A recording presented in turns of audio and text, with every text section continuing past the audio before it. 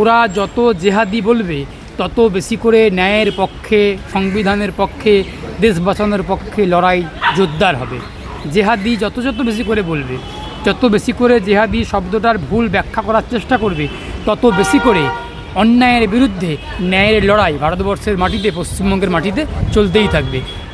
লড়াইয়ের যে আন্দোলন, লড়াই, সংগ্রাম, প্রতিবাদ ভারতবর্ষের মাটিতে ছড়িয়ে পড়বে আগামী দিনে গণতান্ত্রিকভাবে, শান্তিপূর্ণভাবে। অরুণদা, আজকে যেটা আমি প্রথম প্রশ্ন করব যে আসামে আমরা দেখতে পাচ্ছি বিরাটভাবে বন্যা পরিস্থিতি, প্রচুর মানুষ মারা গেছে এবং আমরা দেখেছিলাম গত 5 বছর আগে মাননীয় স্বরাষ্ট্রমন্ত্রী অমিত শাহ তিনি প্রতিশ্রুতি দিয়েছিলেন যে এই বন্যা পরিস্থিতির মোকাবেলা হবে, এই বন্যা পরিস্থিতিকে আমরা আনতে দেব না, আমাদেরকে ভোট দিন, মোদি গ্যারান্টি।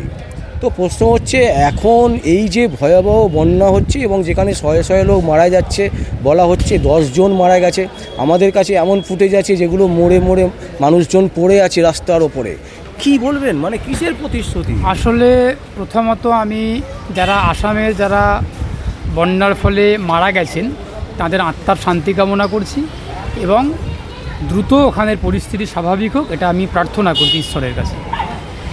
বিষয়টা হচ্ছে কি, আসামের যে আজকের এই বর্তমান পরিস্থিতি, এর দায়িত্ব আসামের বিজেপি সরকারকে নিতে হবে এবং কেন্দ্রের মোদী সরকারকেও নিতে হবে।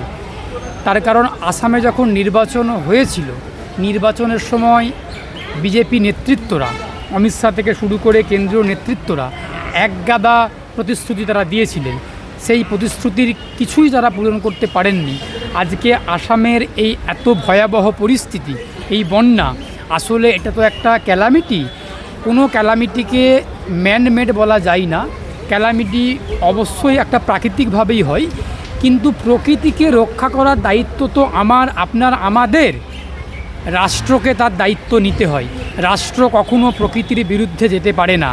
প্রকৃতির বিরুদ্ধে গিয়ে কোনো রকম পরিকল্পনা, কোনো রকম আইন, কোনো রকম নীতি রাষ্ট্র বা সরকার নির্ধারণ করতে পারে না।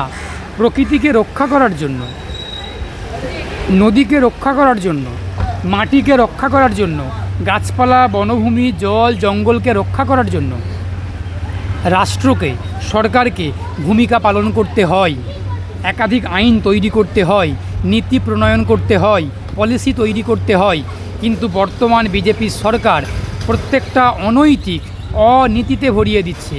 কোনো রকম প্রকৃতি, পরিবেশকে রক্ষা করছে না, আন্তর্জাতিক আইনকে মানছে না, জলবায়ু চুক্তিকে কোনো রকম মানছে না, মান্যতা দিচ্ছে না।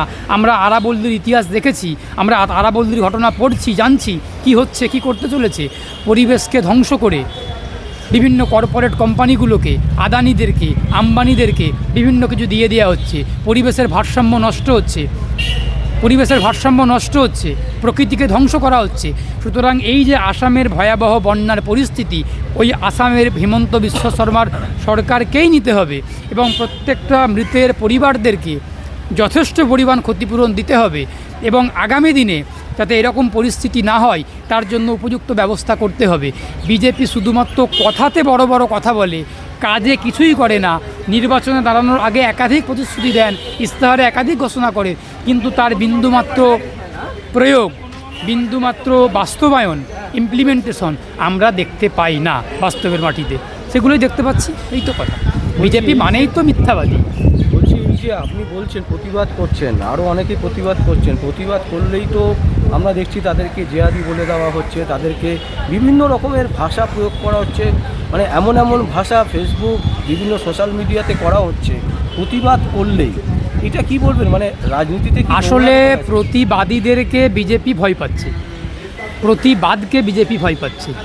ওরা যত প্রতিবাদীদেরকে আক্রমণ করার চেষ্টা করবে, যত বাধা দেওয়ার চেষ্টা করবে, তত প্রতিবাদী কণ্ঠ, প্রতিবাদী স্বর সমাজের, ভারতবর্ষের রন্ধে রন্ধে ছড়িয়ে পড়বে।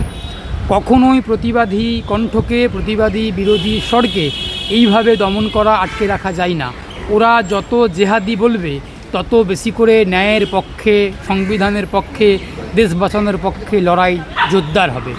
জেহাদি যত বেশি করে বলবে, যত বেশি করে জেহাদি শব্দটার ভুল ব্যাখ্যা করার চেষ্টা করবে, তত বেশি করে অন্যায়ের বিরুদ্ধে ন্যায়ের লড়াই ভারতবর্ষের মাটিতে, পশ্চিমবঙ্গের মাটিতে চলতেই থাকবে।